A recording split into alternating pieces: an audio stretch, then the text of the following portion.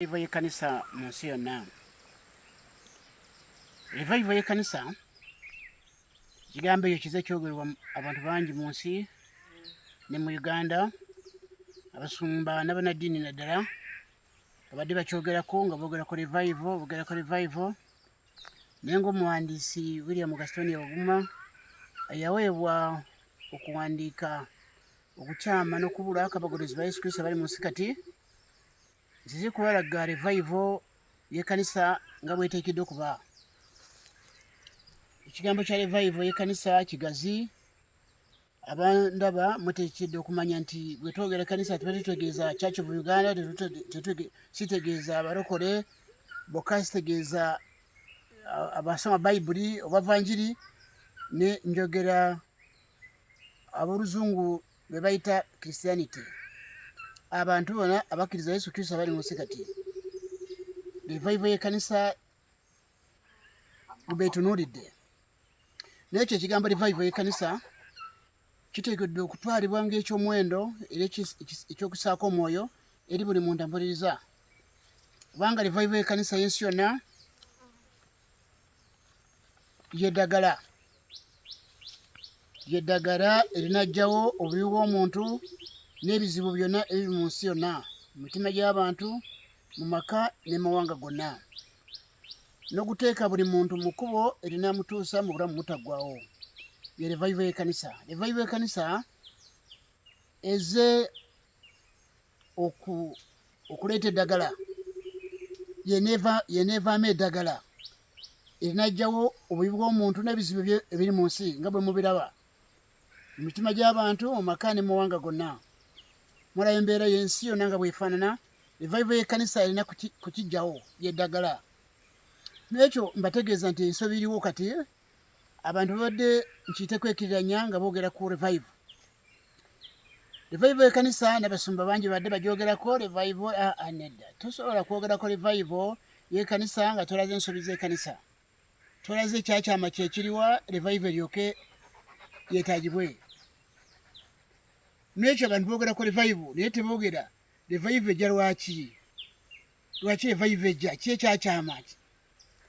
N'ekyo bw'oyogerako revival ng'otulaze okukyama kw'ekkanisa oba totegeera kyogerako.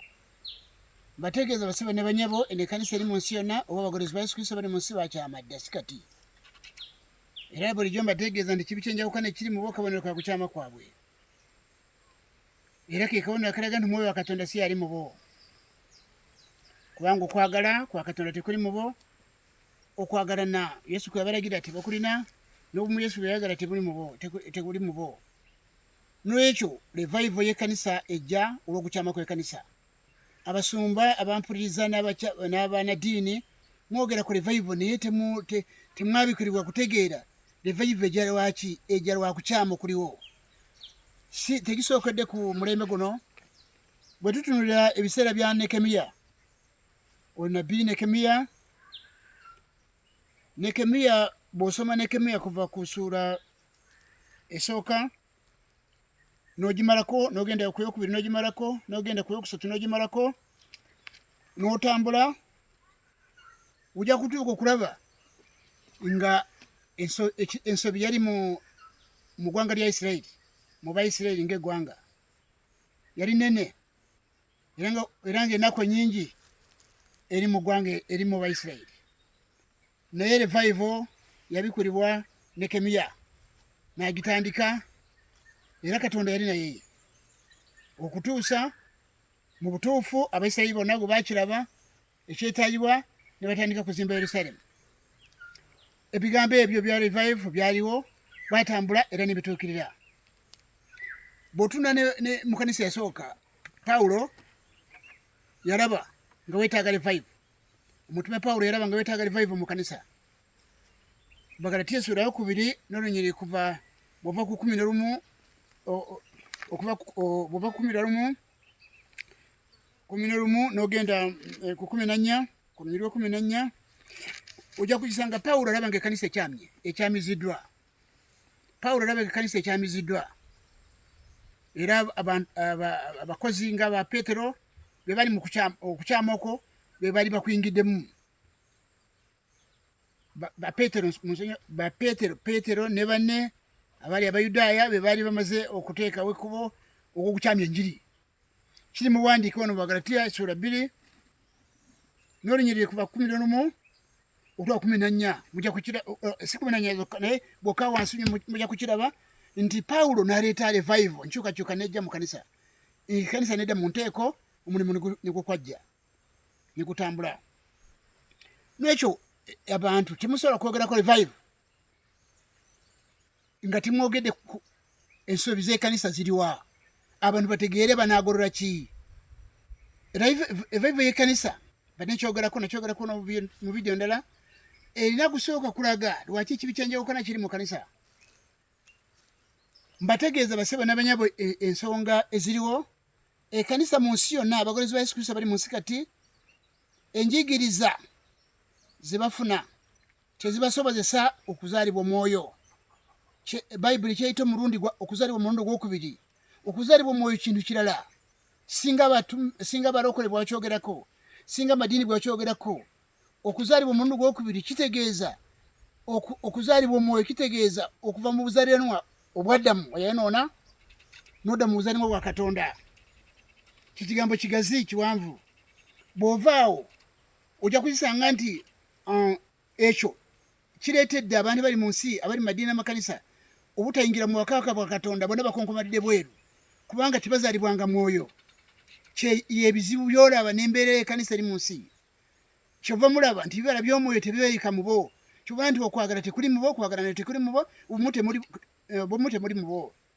Era bigambo bingi obukulembeze bw'amadiini n'amakanisa gali mu nsi kati galiko ekyokunenyezebwa. Beetaaga kumanya obukulembeze Yesu Kristo bwaleeta mu kanisa bwali bwa kutambula butya. Eyo yonna revival erina okugendayo. Bw'otunulira ebirala byonna ebikwata ku mwoyo omutukuvu yali akutambula atya mu kanisa. Eno kanisa etambula amagezi g'omuntu ge yagidukanya, so si mwoyo wa Katonda nga bwe yakyateekebwa kuva mu ggulu. Ebigambo bingi, esente ebikwata ku sente mu kanisa byonna muvuyo mwereere. Mwetaaga kumanya Yesu yategeka atya esente okutambula mu kanisa ezaali za kutambuzibwa zitya. Baani baali bakuweebwa, baani abaali bakugaba, byali byakuweera bitya. N'olwekyo bategeeza basaba ne banyabo nti revival y'ekkanisa yakutunula ensobi eziri mu kanisa zeziriwa. So si revival naye nga temulaga nsobi. Mulina okulaga ensobi z'ekkanisa. Ensi yonna evunze olw'okukyama kw'ekkanisa. Era mu Uganda nga bwe mulaba abagolozi ba Yesu Kristo basingamu obungi. N'ate ekkanisa mulaba Uganda bwefaanana. N'oguweesiga omu tomufuna.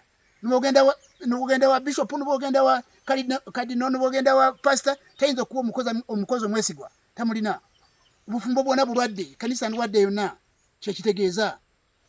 So kitegeeza basaba ne banyabo nti revival y'ekkanisa ejja kubanga ezze n'eddagala ery'okuvumbula buli bulwadde, buli mbeera yonna gwe gy'olima eyo mu mutima gwo, mu bulamu bwo, mu maka go, mu mawanga gonna gamugalaba gonna gataawa. Ekizibu kiri kimu, revival y'ekkanisa yeetaagibwa. Yenejja erese eddagala eryo. N'ekyo muteekwa okumanya era mufube nnyo basebo ne banyabo abangi okugoba ku lusozi zino Kitongo wendi nabagamba sina kye mbeetaagako ndi muntu yeekolera ne wafaamu Katonda yampa omulimu guno okugukola ensi yonna efune, Uganda efune enjiri igitwale mu mawanga amalala kyenina. N'ekyo mbategeeza basebo ne banyabo nti kigambo revival y'ekkanisa si kwogera bwogezi, si kujogera mu njawukana zino basumba ze balimu, nedda kwe kumanya revival lwaki yeetaagibwa. Yeetaagibwa lwaki? Yeetaagibwa kubanga ekkanisa yakyama. Ekyo kibalema kwogerako. Kibalema kwogera nti kanisa yakyama nimwogera ku revival. N'ekyo tunagenda mu maaso, mwebale nnyo okumpuliriza.